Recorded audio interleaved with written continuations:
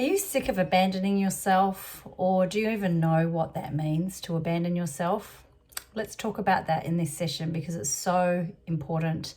And a lot of us are doing it all of the time without even consciously realizing it. So what does self-abandonment look like? Well, it looks like people pleasing, where you're putting other people's needs, wants, desires in front of your own. The inability to say no. If you're a yes person, that's a form of people pleasing. Not being able to speak your truth clearly. Being afraid to really say what you feel, or sometimes being afraid to even think what you feel. What else does it look like? A lot of addictions are about abandonment of the self. Habits, like negative habits. Being in relationships that are destructive for you. Being in friendships that are destructive to you.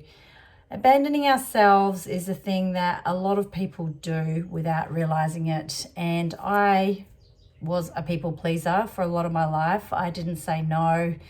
I found it really hard to establish my boundaries because of the people pleasing. So if you're always putting other people first, or the relationship first, or the kids first, or the addiction first, then where are you in this equation? You're coming last.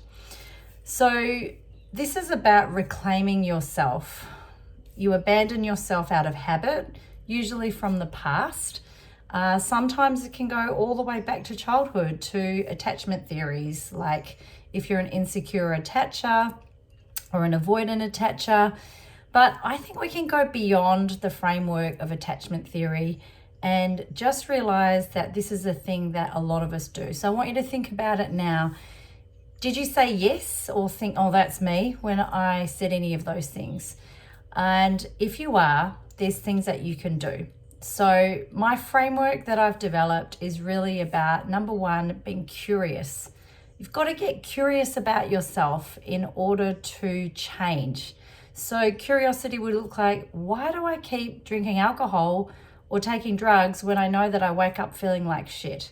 Or in a negative relationship or abusive relationship or just a dysfunctional relationship. If you're in one, you know, you actually do know. We all know.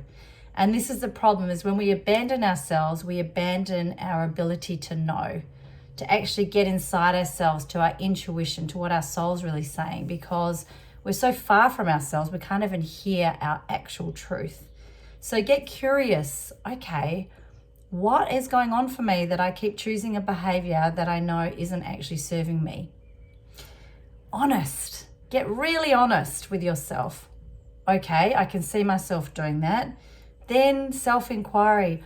Why am I doing that? What is it serving? What do I think it's doing when I do that people-pleasing behavior, or always say yes instead of no? What am I afraid of? That's a great question. When you do the self-inquiry work, this can lead to deep change.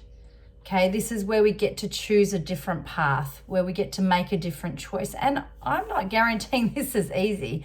This is challenging work, but it is so rewarding, because if you change, it leads to courageous change, and then it leads back to yourself. You get to return home to your autonomy.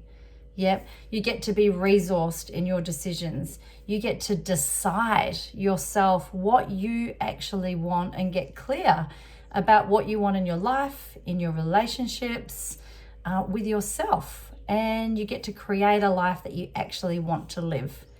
So welcome home, back to yourself. This is the work that I'm really going to be focusing on going forward. So if you want to know more, follow and like, and you will receive a lot more information about how do we go about doing these things.